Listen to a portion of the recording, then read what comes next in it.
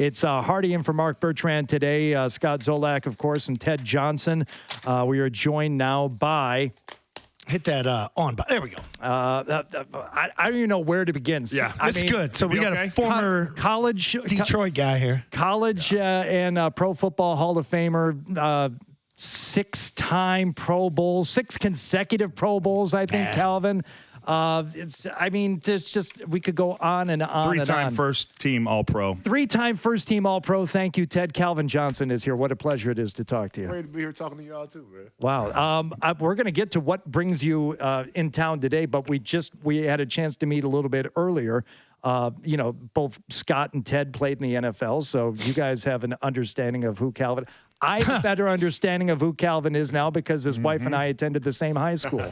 Do you know the high school mascot? I always quiz my wife. It's a weird mascot. Like purple and yellow. It's purple and yellow. Purple and yellow. But the mascot for Avondale High School is it a Viking?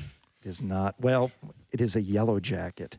God dang, I should know. A purple yellow jacket? I was a Georgia Tech yellow jacket. I was going to say. Yeah, you just wouldn't expect it. But who'd you play for in Georgia Tech?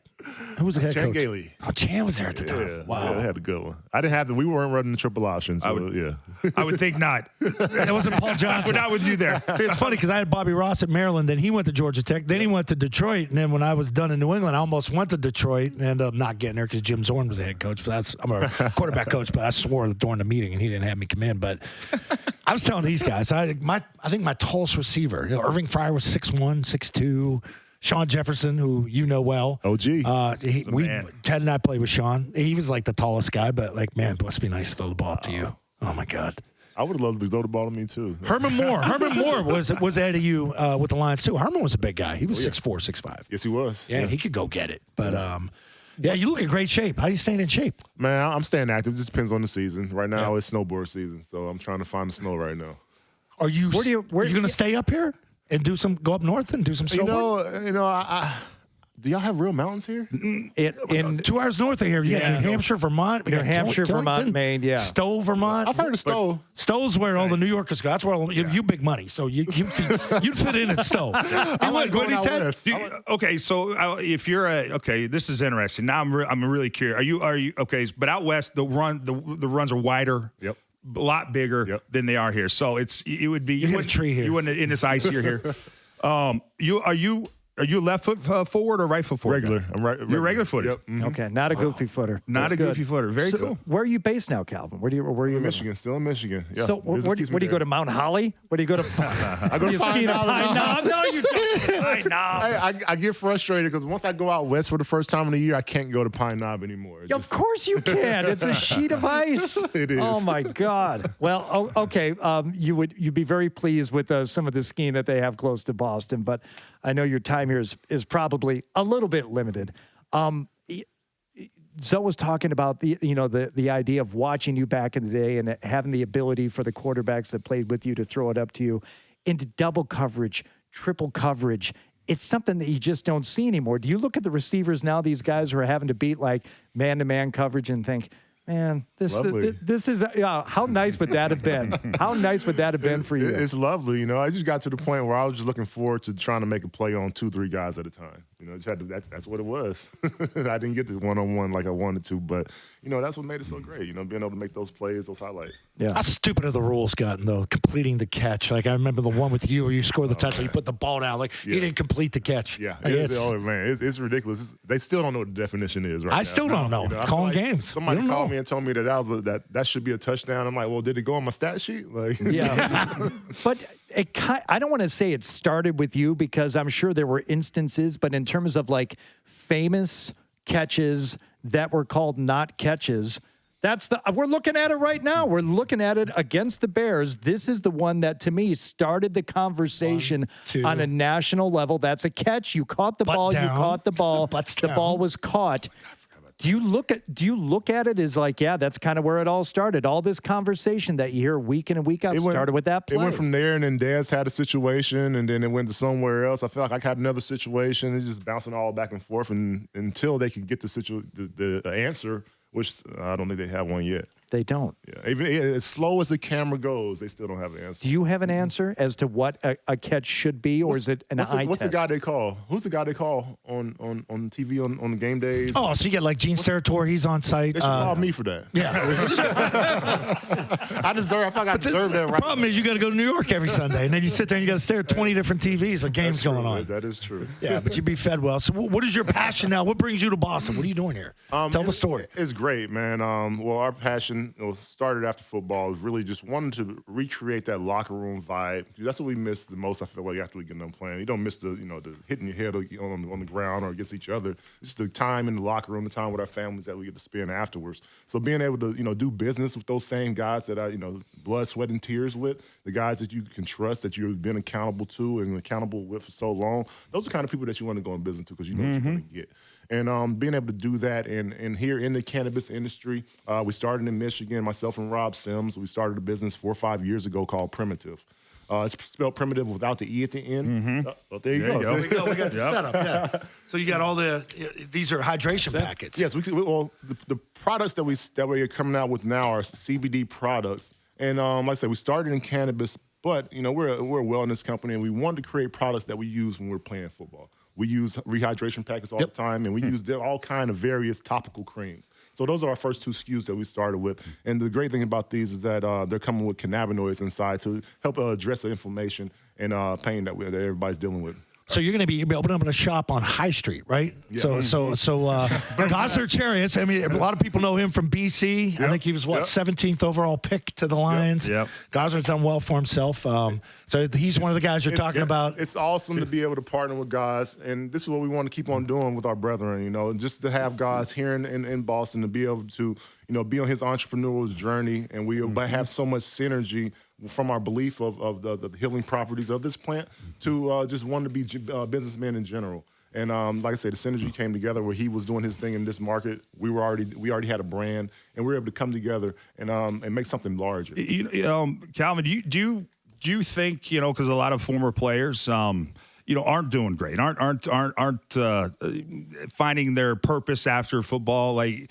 Do you, for you to connect with former players in business after football, I think is kind of a unique and cool kind of thing. I don't know if your experience has been since you retired in 2015 that there are guys that could use maybe a vision or be part of a team that you're kind of doing to help them in their lives after football? Yes, sir. I think to that question, to that point, I've been around so many guys, and we've all had this idea of trying to do business together because we've all been through the same struggle. Yeah. But a lot of it is guys just having the ability to start. And there's really a lot of that's just having conversation. So really, when we're able to get into these rooms, when we're able to be together and have these conversations, we could get each other going. We could serve, we could be each other's momentum, and push each other. And I think that's really what it takes, is really getting the guys in the room. That's really what it is. When the guys, when they disappear, go off the map and don't communicate with one another, it's kind of hard to reach out and be helpful to them. And the money is one thing, and a lot of you guys are lucky enough to have had good careers, but I hear it from athletes all the time. You miss the camaraderie. You miss that teamwork. And even if money is not an issue for you, the ability to team up, literally and figuratively with other guys on ventures like this, that seems like an added benefit. It's everything. Like I said, we'll go back to the guys that you've been accountable to all this time. Yeah. They're your brothers, literally, in the sense. Like we spend more time with them than we do our actual family. Yeah. So every sense of the word, they are brothers. So you get the ultimate knock on the door. I want to go back to David Baker. So for people that don't know who David Baker is, he's one of the most biggest burly looking dudes. He's like 6'6", 350 pounds. He's the guy that knocks on your actual door when you get voted and inducted into the Hall of Fame. What was that moment like when you look through the peephole and you open the door and I saw you got a nice big door? Wow, Mr. Baker, this is it. What went through your mind when that happened? I mean, the whole culmination of everything you've done football-wise, just all in one moment. It just hit the head, and I just so much emotion to hold in at the time. But I was on a phone call. I think I might have been talking to guys at the time in the garage, talking business and what we're trying to do here in Boston. And I think that we were supposed to have a family Zoom because it's during COVID. We were having a family Zoom. We would do it like once a month. And, wifey tricked me, because it's perfect timing. It's been about a month since we had a family Zoom call. She's like, come on, everybody's on the call. We got to get inside. And I'm like, why are you rushing? It's a Zoom call. They're going to be there. Like, they're going to be there when I come in. And I go inside, and I hear the doorbell ring. And then I'm like, oh, who's at the door? Like, you expecting somebody? And she's like, yeah, that's Mel. No, Mel is maybe 5 feet tall. I peek around the corner, and I see a bear at my door. And I go straight to my cat. All right, I'm going to get my pistol. I was like, I don't know who at my door. Might be Birmingham, but it's awfully close to some other towns. Close to those kids growing up in Troy. You got to be careful. And she pleaded with me like, you don't need your gun. And it took her, she said it 3 times, and I was like, and I walked to the door and it hit me. I'm like, oh, and the rest is history. And you go, awesome. Zoe and I played. We played a long time. You played, a little longer than I did. But, when we were all football players, we all played in the NFL. But there's a rope that I can't go behind, and that is the Hall of Fame, right? I mean, there's we're all, kind of.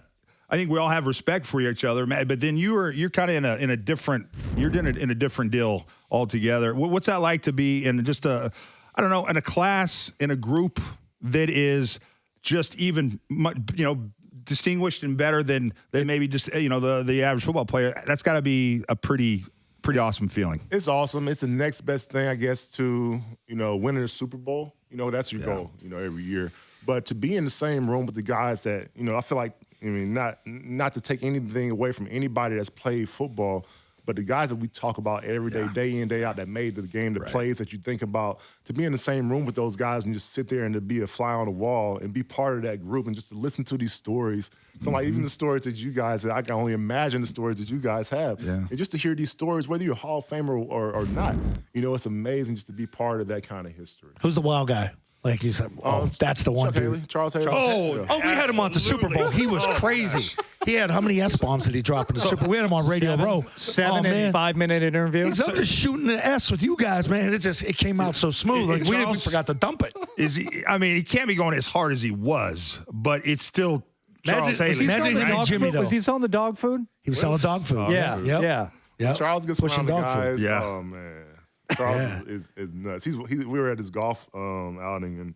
I'm like, Charles, why don't you have any shoes on? He's just my feet hurt. Yeah, exactly. Playing barefoot like John Daly. He wanted to feel the earth. There's rocks out here. But Charles, he's a fun guy, but he's a character.